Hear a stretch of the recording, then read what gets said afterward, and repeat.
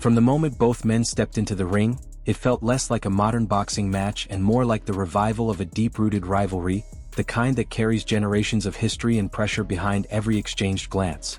The crowd felt that energy long before the first punch landed.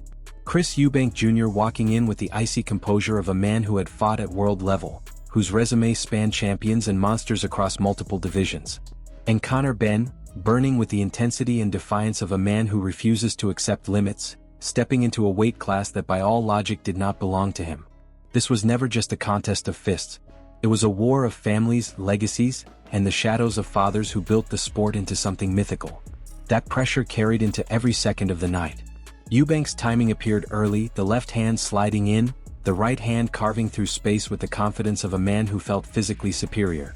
Yet Benn surged forward with an aggression that surprised many. He was smaller, lighter, jumping up weight not out of comfort but out of pure ambition. And still he pushed Eubank onto the back foot with explosive bursts. There were moments where the rhythm shifted, where Benn's presence made the impossible seem suddenly tangible. The tension escalated with each round, and every exchange held the weight of a rivalry that had been denied to the fans for nearly 2 years. Outside the ropes, reactions erupted just as intensely. Eddie Hearn's voice quivered between pride and disbelief as he spoke about Benn's performance.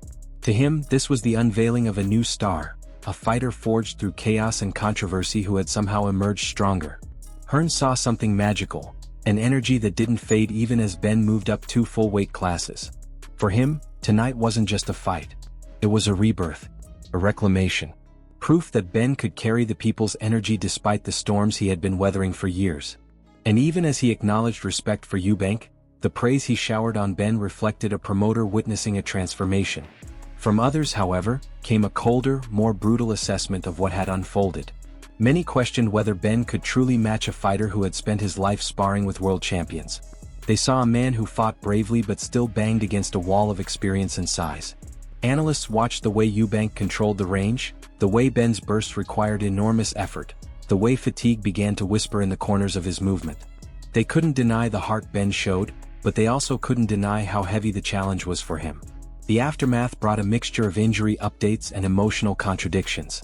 Reports of Eubank heading to the hospital with a suspected broken jaw shocked fans and shifted conversations.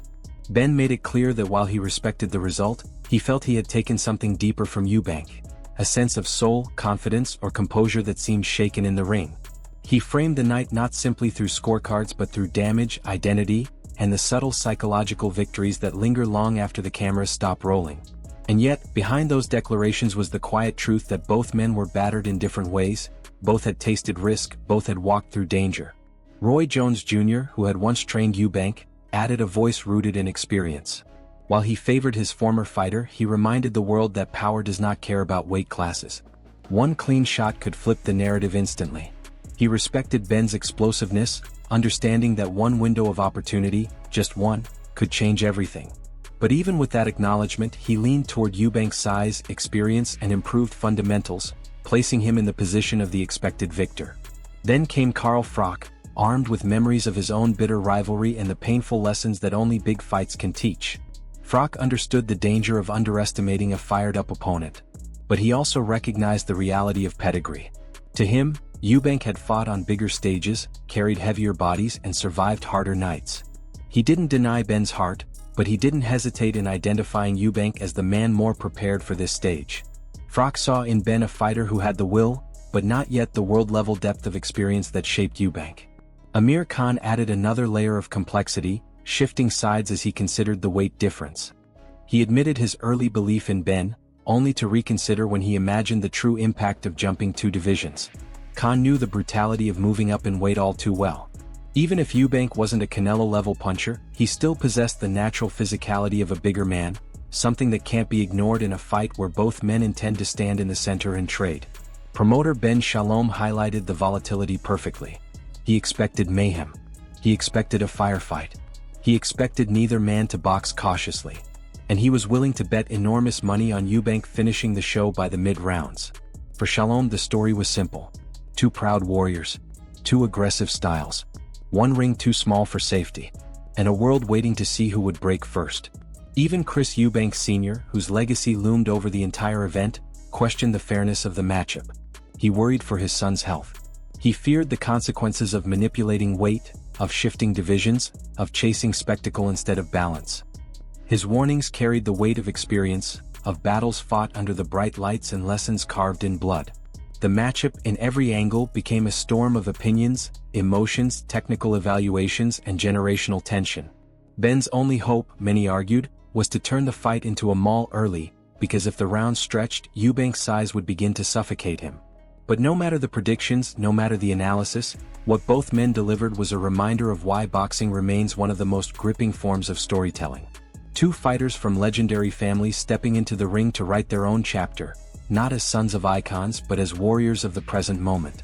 By the end of the night, the rivalry felt far from over. The questions hung in the air heavier than any punch thrown. Had Benn done enough to demand a rematch? Had Eubank proven dominance or simply survived? Had both men gained something, or lost something, in the fiery collision of legacy and ambition?